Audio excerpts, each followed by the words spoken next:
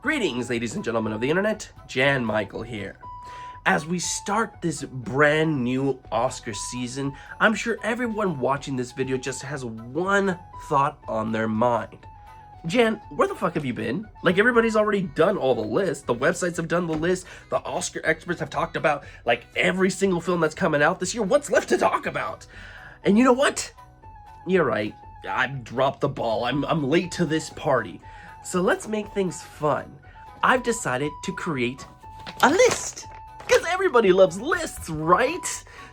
Instead of talk about what I think is gonna get nominated and placing them in order, how about I give you my 25 potential Oscar films that I'm most looking forward to seeing. So I'm not gonna just throw in some random bullshit. They have to have the potential of getting into the Oscars. And not only that, but I'm also going to be talking about the individual directors and where they potentially land as of right now in their own rankings of getting nominated. So that's right, you're getting two lists for the price of one. The price being this video you're watching. So join me now as we go through these Oscar predictions for May of 2025. Number 25, Deliver Me From Nowhere. Just barely making my list, we have another damn biopic. I'm actually pretty sick of the whole biopic things. It's like every single year we get so many of these goddamn films, and I mean, if you go back and you see my reviews of like A Complete Unknown and Elvis, I'm very lackluster on these films. Not that I hate them by any means, I do give them a fair shot, but a lot of the times I just come away either underwhelmed or they're just slightly above average. So the only reason this one barely managed to squeak right in here at the very last place for me is because we have the potential of the Bears' very own Jeremy Allen White potentially getting into Best Actor. And that I would really like to see. So just because of that one element alone, it just makes my list. So there you go. Or who knows, maybe I'll be surprised and fucking enjoy the film. I have no idea. As for the director, Scott Cooper, where does he potentially land in getting into Best Director? Well, as we've seen with like A Complete Unknown, even Elvis technically, they have a better shot than most of getting into the director's circle nomination. So while I'm not quite ready to place him in the top 5, I actually am quite looking forward to a lot of other films, and I think their directors have a better shot of getting in. I can't quite say it's out of the realm of possibility, so let's just comfortably put him at number 9 for now. Number 24, Caught Stealing. Darren Aronofsky is back, baby, with a film that I hear is probably not going to be an Oscar contender, but it's Darren, so you gotta at least think that there is a possibility of it getting in some capacity. I mean, to completely dismiss it, I don't know. I mean, unless it's another Mother situation, in which case, yeah, don't do that. Don't nominate that. But from what I understand, this is more of a fun film, and because of that, I'm on board. I want to see Darren have fun. None of that wacky bullshit that he normally does. Truthfully, I like the wacky bullshit sometimes. But yes, it makes the cut just because I am looking forward to seeing what a fun Darren Aronofsky film is like. But because people have been saying he's not really making an Oscar film, does he potentially get into director? Probably not. So let's rank him a little bit towards the bottom of the list. I'm going to put him at number 21. Number 23, Michael. So there is a huge asterisk with this one because the Michael Jackson biopic film potentially might not come out this year, or it potentially could get split into 2 films with maybe the first part coming out this year. It's like complicated. Nothing is set in stone as of the time of this recording. So since right now it's still coming up as one film and releasing this year, I'm going to include it just because I want to talk about it real quick. I get it's another musician biopic, but it is Michael Jackson. Can't claim to be the biggest Michael Jackson fan, but his story is interesting enough that I am looking forward to seeing it. All the rumblings of it being split into 2, of the whole legality of them having to refilm the final act of the film, That is definitely cause for concern, but it's still not enough to make me go, oh man, I'm just really not looking forward to this whatsoever. I mean, it's an interesting figure. So yes, I am looking forward to watching it if it does continue to release this year. However, would Anton Fuqua get into the director's circle? I mean, the film would have to be pretty goddamn fucking good for him to get in. And I just don't know if he's that big of a name to really get the push. So I'm not thinking it's going to be likely, especially if it does get split up. So let's put him at number 20. So still towards the bottom, not a complete... well, it's not looking too good. Let's just go that route. Number 20, let's move on. Number 22, Avatar, Fire and Ash. Hey, we don't have to wait 50 fucking years for another Avatar film.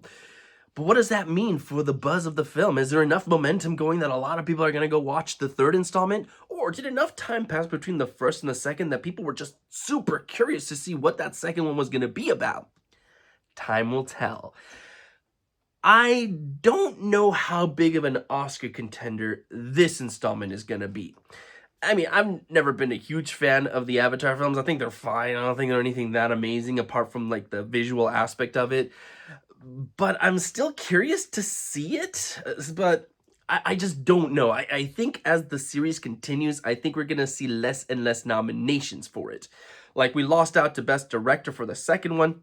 Are we losing the Best Picture aspect for the third one? Is it going to get as many award nominations as the last one? I don't know. I'm curious though, and that's really part of why it makes the list, just because it is fascinating to see someone like James Cameron, who is counted out, but still impresses and manages to get him in surprise.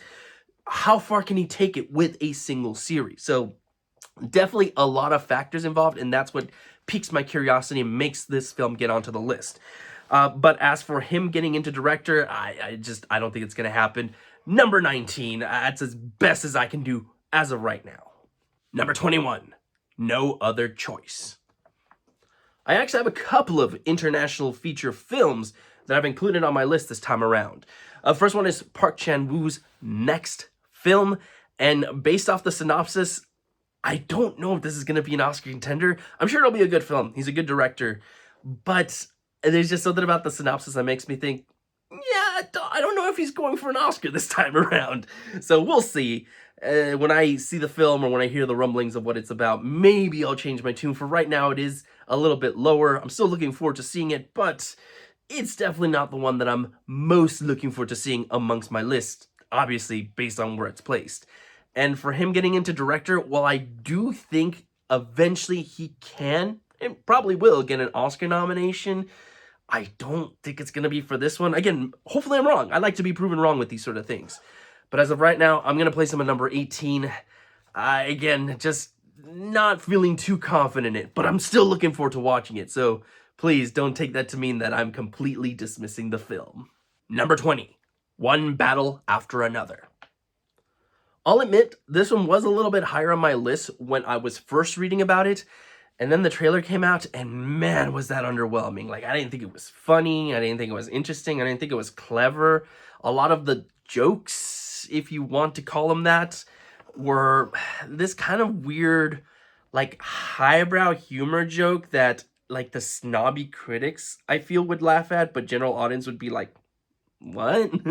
I think Licorice Pizza was also like that. It had just these jokes where I get what I'm seeing is technically funny, but I just don't find it that humorous, but critics eat that shit up. So that makes me worried to go into it. That being said, I mean, I do like Paul Thomas Anderson's other films. I think Phantom Thread was really good. Fucking love There Will Be Blood. Like, that's his, like, magnum opus as of right now. I've heard this one is good from what the early buzzword has been, but it's not his best. And because of that, I definitely think if I were to make an actual list, it would still fall towards the bottom. This might just not be an Oscar contender at all, with maybe the exception of writing, if it is actually that good. So yeah, you know what? Let's place him at number 11, just because it is Paul Thomas Anderson, and because he has that clout, maybe there's still enough of a push that it could start to teeter upwards, but I don't know. The early buzz just hasn't brought me confidence, and that trailer has really solidified that Yeah, I'm gonna see it, looking forward to it, but it's definitely not towards the top of my list. Number 19, Animal Farm. All right, so I always like to include an animated feature film onto this first list for Best Picture because I do think animation has the potential of getting into Best Picture. I know it hasn't happened in a while. I don't know if it's going to happen this year. Maybe not. It's not had a great track record of getting into Best Picture. And is it going to be Animal Farm? I don't know. If I was playing it safe, I would probably do something like Zootopia 2 or what have you, but I'm picking Animal Farm for a couple of reasons. First and foremost, I really like the book to Animal Farm. I think this was required reading in middle school, if I remember correctly, and I just remember being captivated by that story and wondering to myself, why hasn't there been a new, like, big epic take on it in movie form? So finally getting that, yes, that makes me excited. And second, you have Andy Serkis directing it. We all know Andy Serkis, fucking amazing in terms of his like visual style, in terms of like being Gollum. He just has this whole creativity about him. People wanted to like nominate him for playing Caesar for the Planet of the Apes films. He definitely has this prestige about him. However, there is a lot of things working against the film as of right now. Like, it's a smaller studio. What's the budget on it going to look like? It does have a really stacked cast, but there's just too many unknown variables to the point that I am somewhat worried that this is just going to be a flop. It might be what I like last year when I thought like the Lord of the Rings, War of the Rohirrim, like I thought that could potentially get into Best Picture, maybe Best Animated Film, and that just ended up being terrible, a flop. So I see the same trajectory here, but for now, there is still enough that makes me excited to check it out, and we'll see what the news on it ends up being. But yeah, I don't have any grand notion that Andy would get into director if the film even went into Best Picture. Yeah, I don't know how much the director for an animated film could get pushed at the Oscars. So yeah, he's going to end up at the very bottom, even if it ends up in Best Picture. So I'm going to place him at number 24, not at the very, very bottom, but pretty damn close. But yeah, I'm still looking forward to seeing the movie. Number 18, Eddington. Ari Aster is back. This is a director that has definitely made some very interesting choices. He's had a very fascinating career. I mean, you started off with the critically acclaimed Hereditary. You had the very creepy, and gotta say, like, the way that Midsommar was shot all in daylight, or like a majority of it in daylight anyway, I thought was so unique for a horror film. And then you had Beau is Afraid, which had elements of horror, but it also had elements of comedy. It had like a psychological aspect to it. I found the film very fascinating. Plus, that dick monster, right? So what is Eddington going to do for us? How else is it going to push the envelope? Well, we're going to find out very soon, because this is going to have its premiere at Cannes, which is very, very soon. So yeah, looking forward to it, but for all I know, by next month, this might just completely drop off my list. He really hasn't been an Oscar contender, but I do think he has the potential to get in. He just has to have the right work. Although, I don't know if he really cares about getting into the Oscars, if I'm being honest, and I can respect that. So, yeah, as a director, I am going to place him lower on the list, number 23, but goddamn, am I looking forward to this one. Number 17, Eleanor the Great. Another film that's about to have its premiere at Cannes. This is Scarlett Johansson's directorial debut, and you have June Squibb in the lead role. I fucking love June Squibb. I really would have loved to have seen her get nominated for that comedy film that came out last year. The name is completely slipping my mind right now, but she was nominated for Nebraska a couple of years ago. Oh man, has it been 10 years? Jesus Christ, I'm losing track of time. I would love to see her back at the Oscars, like actually nominated at the Oscars.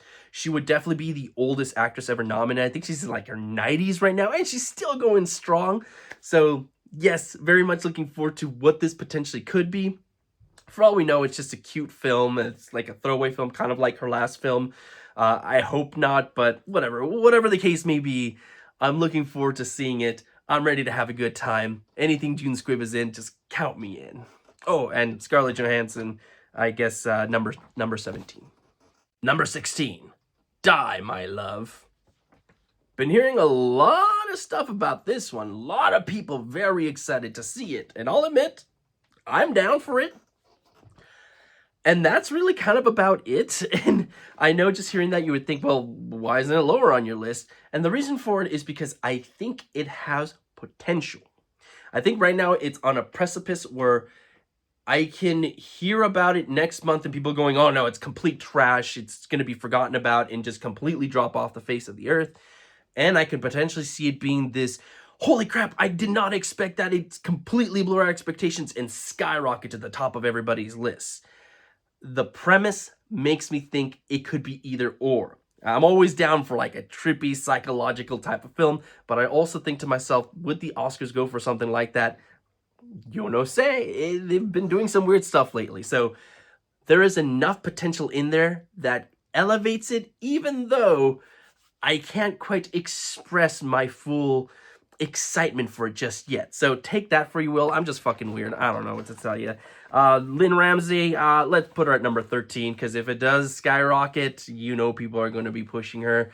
And if it doesn't, well, this is already kind of middle of the road, so it'll be just easier to kind of push her further down. So there you go. Number 15, The Life of Chuck. The only reason I'm super excited to see this film is for that goddamn dance sequence that nobody shuts the fuck up about. What is it about that dance sequence that is bringing people aboard? That's what I want to know. Like, even the people that were like, yeah, well, the movie's whatever, have admitted that they did enjoy that dance sequence. So just for that alone, I'm excited to see it. But I've also heard Mark Hamill has the potential of maybe getting into Best Supporting Actor. Like, there's some people on the fence, some people that think that's not going to happen, but just him's name and the Oscars in the same sentence, count me in. Mike Flanagan, I think eventually he will get an Oscar nomination. Don't know if it's going to be for this one. I think he's going to be one of those directors that has to make his best work to break into the Oscars. I don't think this is going to be it from what I've heard. Or who knows, maybe it gets just this huge fucking following and people just absolutely fall in love with it and that pushes it all the way to Oscar season. We're just taking guesses here. But for now, I'm going to place him at number 14. I think that's fair. Number 14, The Rivals of Uzziah King. So, this one is new to me. I actually wasn't aware of this film's existence until other people started talking about it. And then I had to look up the director because I'm like, Andrew Patterson, that sounds somewhat familiar. And then I saw he had made The Vast of Night, which I really enjoyed. And yeah, count me in. Now I'm very excited. Honestly, just because of his name alone. But, I mean, the premise, just look at that. That sounds like it could be an Oscar contender. So, I mean, just for those facets alone, that's why it lands somewhat higher on my list. I don't really have much more else to say other than I hear that the technical aspects of the film are also really good. So this could be the full-on package. Yeah, I can see this title being in the lineup of the 10. It doesn't sound that far-fetched to me. It's just a goddamn hard title to say, if I'm being honest. It was like the fourth take I've taken of this because I kept fucking up the title. And no, I'm not going to say it now because I don't want to do another fucking take. Anyways, number 16 for director, just because I don't know really, even if it does get a picture, how far is he going to come along with the package. Number 13, Wicked for Good. I really don't like that title. Why couldn't you just call it Wicked Part 2 or Wicked 2? I don't know. Wicked for Good. Fucking fire that title writer. Well, I mean, what the fuck do I have to say? I wasn't a huge fan of the first Wicked film, but I liked it enough, and I gotta admit that ending did make me excited to see what was next. It's also the only film thus far that my daughter has actually, like, just been mesmerized by. Like, she falls asleep, like, during every single film that we've ever shown her, but this was the first one that at the end she was like, what, it's over? But we don't know how it ends. So just by that alone, I'm looking forward to taking her to see the next one. So it's my father's side. But yeah, I mean, I want to see the conclusion of the story. I've never seen the play, so I don't really know how the story takes off from here. Obviously, Wizard of Oz, so I have some inkling of an idea of how it's going to end. But yeah, we'll see. It just make it look better. Don't dull the colors like the first one, and we'll be good. I also heard there's some original songs in it. They're going for the full-on package here. And the first one already was a full-on package, so even more so with this one. So yeah, John M. Chu just fucking stick that landing. And honestly, he was right on the cusp of getting a director nomination. Heck, going so far as to win one of the major precursors. So I think I'd be a fool to place him low on the list. That's actually mirrored last year. I'll place him at number 6. If this is as good or better, he could get the push into the top 5. Like, I could see people going, no, we cannot dismiss him again. He needs the director nomination. So we'll see how that turns out. Number 12, The Alabama Solution. Another genre of film I like to include in my first Best Picture lineup is documentary. The only genre that has yet to get into Best Picture, which is a shame. I mean, it can get in. There's like no rule saying it can. It's just, I guess there's been no documentaries that like fucking wowed everybody to the point that they say, we gotta put this into Best Picture.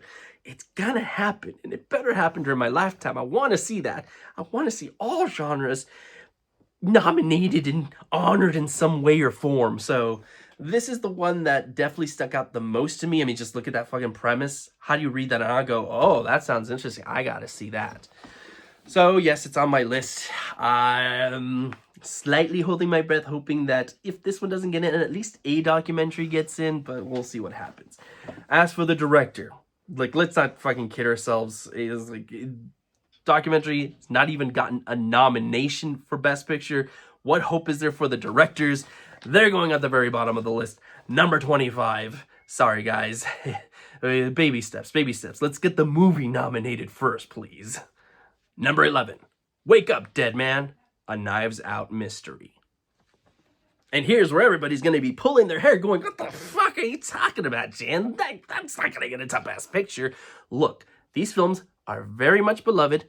I really like them, and I feel they're like on the cusp. Like, they just got to take it one step further, really blow everybody's minds for it to fully get the push into Best Picture. Or it's got to be like a crappy year for films and then they just have no choice but to put it into Best Picture. But I see the potential being there. I see it being there. And technically, they've gotten like a writing nomination before. So come on, they're still technically Oscar contenders, just not as much as one would hope. But yeah, looking forward to this one. Very excited for it. We don't really know what the premise is going to be about, but again, stacked cast. Could this potentially get another nomination for the casting? Maybe. That's something to talk about in the future. But yeah, I'm not holding my breath on the director. Rian Johnson, you're going at to number 22. Let's solve that mystery. Number 10, After the Hunt. Luca Guadagnino doesn't give up. Good for him. It's only a matter of time before he makes it to the Oscars. Is this going to be the film to do it? Some people are thinking so. This has like a Tar type of vibe from what I understand. Or at least that's what I think people are hoping the film's vibe is going to be. And yeah, I'd be down for it. As for the director, look, even when the films that come out are very beloved, I just don't know how close he's really gotten into the director circle. Like, I fucking love Challengers. That wasn't going to happen. I mean, Queer fell off the face of the earth. Like, we just stopped hearing about that altogether. So let's just put him at number 12. But again, I do think he's going to be a Best Director nominee someday. I don't know if this is going to be the one to do it. I got to see a little bit more on it, but I'm still freaking excited to see it. So there's that for you. Number 9, Sentimental Value. This is Joachim Trier's, did I say that right? New film, director of The Worst Person in the World. And I've been seeing two camps being set up right now.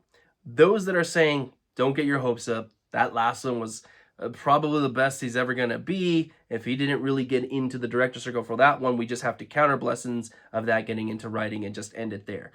And then there's the other camp going, oh my God, this is the next film. This is definitely going to be a Best Picture player. He's going to be the International Director of the Year. And yeah, there's just two extremes going on there.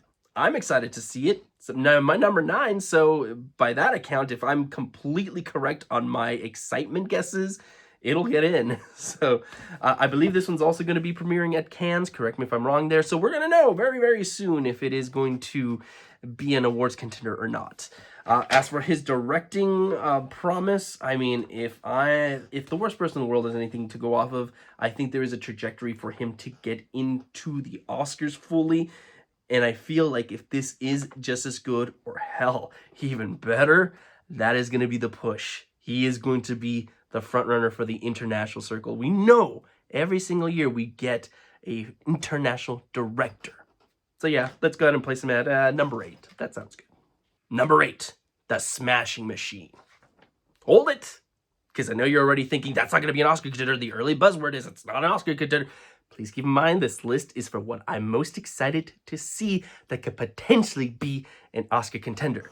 And the reason it skyrocketed up my list, because truthfully it was pretty low down for a while, was that trailer.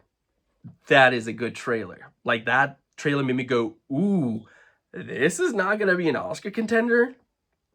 How? Now I'm more fascinated to see it. How does this not live up to an Oscar contending prospect? I have no fucking clue, but yeah, I mean, some people are shouting out Dwayne Johnson potentially getting an Oscar nomination. You know, I always like it when actors who, let's be honest, aren't very good finally get a shot at something more serious or completely blow us away with the performance to the point that they get nominated. So I'd be completely down for it, but I'm also not going to completely hold my breath. To me, it is truly, the film looked fascinating. Like, it is shot in the way that makes me think of The Wrestler. And I really liked The Wrestler. So more of that, please. If I'm going off of the talks of people saying it's not an Oscar contender, so I'm sorry, Benny. I'm going to have to place you at number 15. But hey, I hope I'm wrong. I hope they're wrong. Come on, prove me wrong. In the sense that it's an Oscar contender. Not that it's not going to be a good film. Don't do that, please. Number 7, The Ballad of a Small Player. What is up with everyone just dismissing Edward Berger's newest film? Like, I feel this is like the exact same thing that happened last year when Conclave was being announced. People are like, yeah, maybe, you know, sometimes directors will have like a good film and then like the next one, you just realize they're not as good as you thought they were going to be. But fucking Edward has proven himself. Maybe he's not going for an Oscar nomination with this new one, but fuck it, I have confidence in him. So yes, I'm very much looking forward to it, seeing as Conclave was my favorite Oscar-nominated film of last year, and I'm holding on to that hope that he does manage to take it all the way. He's gonna be a Best Director winner someday, just mark my words. Is it gonna be for this one?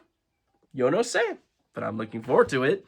So let's go ahead and place them. You know what? Let's place them at number 5. That's right. I'm placing in my top 5 for now, bitches. What are you gonna do about it? What are you gonna do about it? Oh, you're gonna leave mean comments. So yeah, that's fair. Number 6, Jay Kelly. I'm going to get some boos here. I thought Marriage Story was fine. Yeah, I just thought it was fine. So when I heard this one was also being directed by Noah Baumbach, I did have it lower on the list. Why is it so high up as of right now? Is because I heard Adam Sandler gives one hell of a performance, to the point that a lot of people are predicting him to get nominated. Even more so than Uncut Gems? Fuck yes, sign me up. Forget what I said. I'm stupid for not liking Marriage Story. Just please give me an Adam Sandler nomination. I beg you. You know, if people are saying that this is going to be as great as it is, that sort of talk gets me hyped up. But there's also the risk of being so hyped up that when you finally do go to see it, even if it's great, you're just kind of let down because this is the greatness of it, but your expectations were fucking up here, and there's just no way it'll ever match. So I'm slightly pessimistic that it wasn't going to be as great as people are saying. But man, deep down inside me, I hope it is, and I hope that Adam Sandler performance does get an Oscar nomination. So you can see why it's so high up. I'm very conflicted, but I'm very excited. So yeah, and you know what? If this is his best film, that's the sort of shit that directors love to push into the Oscars, and people love to vote for, nominate, all that fucking shit. So yeah, let's place him at number 4. I'm feeling good about it. I am hesitantly feeling good about it. Number 5, Untitled Catherine Bigelow film. Maybe I shouldn't be putting a film that has no title this high up, but I can't help it. It's Catherine Bigelow. Like, I love Zero Dark 30. I love The Hurt Locker. I even like Detroit. I didn't think it was her best, but it was still a solid film. And it's been way too long that she's had a film come out. So I'm very excited to see what she cooks up next. I mean, first female director to win the directing Oscar. You know, enough time has passed that people are going to want to champion her back up there. Like, let's get her back. Let's get her another one. Let's get her another nomination. Really, the only thing that holds me back from placing her high up is that there's too many unknown variables, including the fucking title. So I'm going to place her at number 10 for now. I think just squarely, like, right there. I think she has the potential to shoot up. Or maybe the film gets pushed back into next year, in which case she's just going to disappear altogether for now. But I'm fucking excited. She's fucking back, and that already fills me with so much hope. Number 4, Marty Supreme. Look at that premise. Just fucking read that premise and tell me you're not going, oh, I gotta check that shit out now. Yes. In fact, I wasn't even going to be including this so high up. I had it towards the bottom. I've heard like little rumblings here and there of like, oh yeah, the Safdie brothers are going to be doing their own film. And I was like, okay, that's cool. Like, what do they got going on? And so just from like the basics of like, oh, Timothée Chalamet is going to be in this one. He's probably going to be an Oscar contender, so on and so forth. I just, I didn't think anything too much of it. And then I read the synopsis. And I'm like, okay, never mind. I'm fucking sold. I'm actually really fucking sold. And a lot of people have this so high up that it's getting me excited. So very much looking forward to seeing it. And yeah, I mean, if people have this high of an expectation for it, I'm going to end up having to place the director high up as well. So I'm going to go number 7 for this one. So that's what I got. Nothing more else to say there. Number 3, Sinners. Yes, I'm technically cheating with this one. The film's already come out. I've seen it. It's fucking good. Everyone has said it's fucking good. What else is there to say? And yeah, in fact, it's so damn good that I'm placing this high up, not because I'm looking forward to seeing it, mind you, but because I just have that much confidence in the film. At least as of right now. I mean, it's kind of just by not having seen any of the other ones, it's just automatically going to be this high up. So yeah, and I do think it does have the potential to get into the Oscars and to get into a lot of categories. I wouldn't go as far as the Oscar experts fucking get into everything, including short animated film. You guys got to calm down with that bullshit, but I can respect the passion behind it, and I do think it can get to and will get into a lot of categories as well. And you know what? I'll do one even better. Ryan Coogler, number 2. Why? Because again, whenever you make your best work, which a lot of people have agreed this is his best work, that is the type of thing the directors love to push, the Academy loves to push. People win for their best work, especially when you're already an established director who already has a body of work that is considered good, some of it even great. So you've already made great films, and this one's even greater than the great. Plus, he went viral for his talking about the techniques where he almost started crying. Yes, I think the cards are on the table for him to go all the way. Granted, we've got a long way to go before the Oscars. It could fizzle out, but we've seen things like Everything Everywhere All at Once come out super early in the year, and it continue its streak all the way to the Oscars. Will we see that with Sinners? I don't know, but as of right now, it's looking pretty good, and I would be championing it even if other great films came out. For this type of film to break into the Oscars, again, we just don't see this very often. So yes, I'm always going to champion the films that are great, that the Oscars typically ignore. I'm going to champion them for them to get in. So that's what you have. That's why it ranks so high up on my list. Yeah, and I guess it is technically cheating, but yeah, it's my video, so what you gonna do about it? Oh, more mean comments. Yeah, right. I keep forgetting about that. Number 2, Frankenstein. There's one thing that's missing here. We're missing Guillermo del Toro's Frankenstein. Just like we did Pinocchio, if he does that with Frankenstein, I think that's really gonna boost this film's I don't know, visibility, I guess, because I think most people who really aren't into movies, who don't follow like, oh, who's the director here or who's the writer there, they're just gonna hear Frankenstein and go like, oh, another Frankenstein. What is this? An action film? It's more serious. It's whatever. I don't care. But as soon as you put Guillermo del Toro, who definitely is a household name, people are gonna go, oh, Guillermo del Toro's Frankenstein. No, that sounds. I'll go see that one. Yes, that his name does carry that weight. So that's all he needs to do, and I think it's done. I think it's most definitely going to get to that point. I mean, you know, unless it sucks, but hopefully not. I would also throw him number 3 in the director circle. I mean, come on. Mary Shelley's Frankenstein is such an iconic book. Guillermo del Toro is going to do it justice. And plus, from what I see in the synopsis, it's also going to take elements of The Bride of Frankenstein as well. I think this is going to be the perfect project for Guillermo and really push him all the way back into the director circle. And if not, at the very least, I do think it's going to be a crafts contender. I don't think this is going to be an Oscar dud whatsoever. Even if it's just okay. Like, guy has vision. So that's one thing you can't argue against. That he has a vision, he has style, and because of that, it's going to be an Oscar contender one way or another. I almost guarantee it. Number 1, Begonia. Yes, if there is one film I'm most excited to see, it's Yorgo Lanthimos' Begonia. And obviously, by process of elimination, he is also the number 1 director. I think he's paid his dues. I think he's gotten super close to winning director and for his movie to get Best Picture. And I think the cards are lined up that this could be his moment. Now, he's definitely going to have competition. Again, you have things like, you know, Guillermo del Toro's Frankenstein, Ryan Coogler's Sinners. You have these films that some of them have proven themselves and some of them have the potential to prove themselves. He's definitely going to have competition. I think there are going to be people that are going to have their favorite camps, if you will. But I really do think he needs to win. Like, it's like this road that's like been set upon. Like, we see the pathway forward and everything could be leading to this being his moment. Or I may be hyping the hell out of it and it just ends up being okay. God damn, would that be fucking disappointing. But it seems like all the players that helped Poor Things come together are also coming together for this one. And as that one was, you know, arguably number 2 to win Best Picture, why couldn't we say this is finally number 1? It is my most anticipated potential Oscar film. And yeah, if I were to do a full-on predictions list, this probably would be not my number 1 as well.